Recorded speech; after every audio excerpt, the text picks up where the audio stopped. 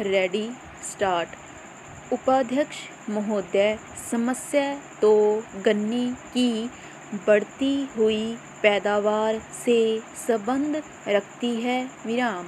मैं जानना चाहता हूँ कि अगर आपने अक्षेत्रफल कम कर दिया और अक्षेत्रफल को बढ़ने से रोक दिया और उस सूरत में किसान ने पैदावार के अच्छे साधन अपनाकर जितनी कीमत में वह गन्ना पैदा करता है उसमें ही अधिक गन्ना पैदा कर दिया तो क्या देश के सामने समस्या खड़ी नहीं होगी? प्रश्नवाचक चिन्ह। मेरा निवेदन है कि यह सवाल घनी खेती का और विस्तार की खेती का नहीं है।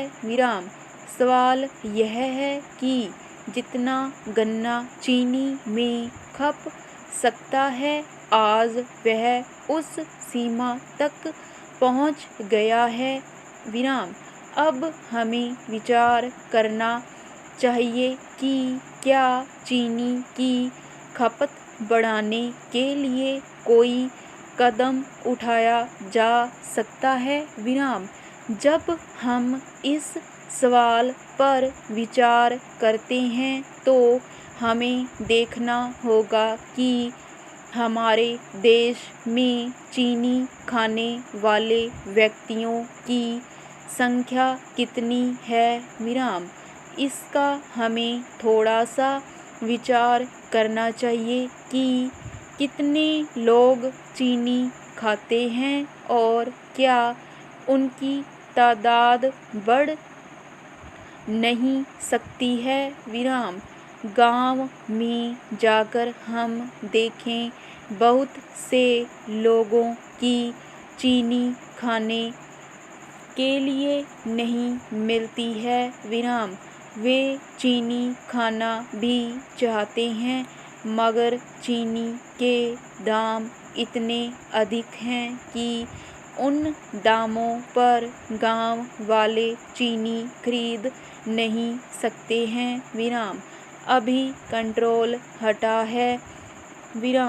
चीनी के दाम भी कुछ कम हुए हैं।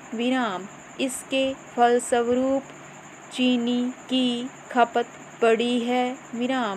मेरा निवेदन है कि अगर गर्मी के समय में जब विवाह शादियों का मौका था अगर यह कंट्रोल हटा दिया जाता तो चीनी की खपत और भी बढ़ सकती थी।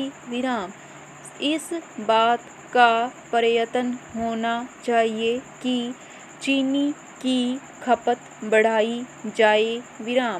इसके लिए मैं समझता हूँ कि एक्साइज ड्यूटी में कुछ कमी करने के सवाल पर सरकार को विचार करना होगा।